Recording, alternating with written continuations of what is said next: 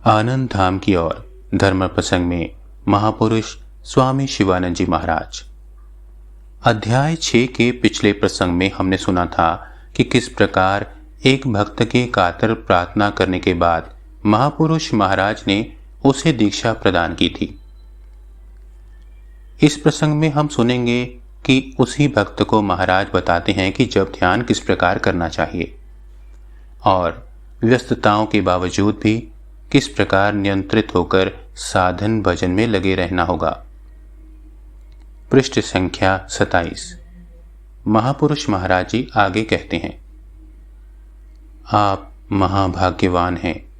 आपके पूर्व जन्मार्जित बहुत पुण्य हैं, इसलिए महाराज ने आपके ऊपर इतनी दया की है, अनेक प्रकार से कृपा की है। अभी जो वस्तु आपने पाई है उसे लेकर साधन भजन में लीन हो जाइए, आपकी अभिलाषा सिद्ध होगी।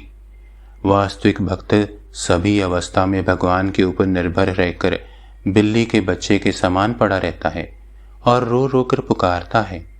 उनके पास व्याकुल होकर प्रार्थना करता है। वे स्वयं जानते हैं अपने भक्त को कब दर्शन देना होगा। उनके शरणागत होकर उनके द्वार पर पड़े रहिए और शरीर मन वचन से पूर्ण भक्ति विश्वास एवं प्रेम आदि की प्रार्थना कीजिए। वे आपके हृदय को पूर्ण कर देंगे।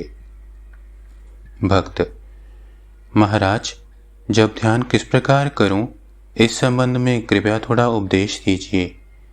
संसार में नाना प्रकार के कार्यों में सर्वदा जकड़े रहना पड़ता है। इसके अतिरिक्त नौकरी का दायित्व भी भयंकर है। इन सब बंधनों से मुक्त होकर जिससे भगवान को पुकार सकूं, वही आशीर्वाद दीजिए। महापुरुष जी: मेरा आशीर्वाद तो है ही। आपको भी थोड़ा नियंत्रित होकर साधन भजन में लगना होगा। आज जो मंत्र आपको मिला है उसका जप नियमित रूप से करते जाइए और जप के साथ साथ खूब कातर भाव से प्रार्थना कीजिए। प्रभु, तुम्हारा ध्यान जिससे कर सकूं और तुम्हारे श्रीपाद पद्मों में जिससे मन लीन हो, वैसा कर दो।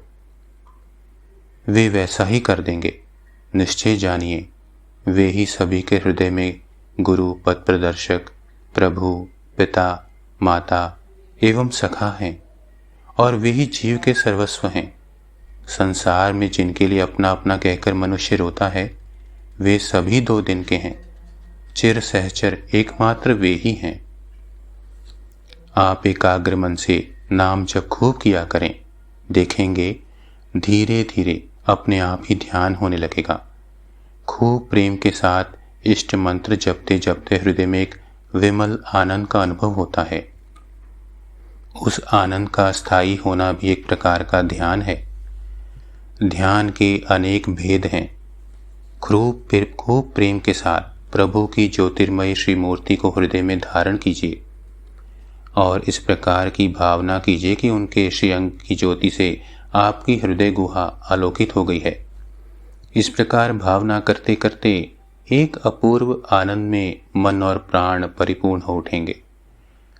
धीरे धीरे वह मूर्ति भी लीन हो जाएगी। फिर एकमात्र चैतन्यमय एक विशिष्ट आनंद का अनुभव होगा। यह भी एक प्रकार का ध्यान है। और भी अनेक प्रकार के ध्यान हैं। एक के बाद एक करके आप स्वयं ही उन सब का अनुभव कर लेंगे। असली बात है आंतरिक भाव से उनको पुकारना। उनको पुकारते पुकारते, उनको पाने के लिए रोते रोते मन का सब मैल धुल जाएगा, मन शुद्ध हो जाएगा। उस समय वही संस्कृत मन गुरु का कार्य करेगा। आपको किस समय क्या आवश्यकता होगी, किस भाव से ध्यान करना होगा, सो सब आप अपने भीतर से ही जान लगे। ठाकुर के वचनामृत में पढ़ा है ना, वे कहते हैं, कृपा समीर तो बह ही रहा है, तू केवल पाल उठा दे।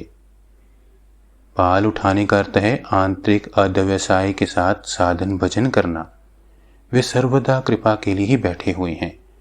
जैसे माता अपने अबोध शिशु को गोदी में उठाने के लिए हाथ पसारती है, उसी प्रकार थोड़ा करके देखिए, तभी उनकी कृपा होगी, यह अनुभव कर सकेंगे। ओम श्री राम कृष्णार्पणमस्तु।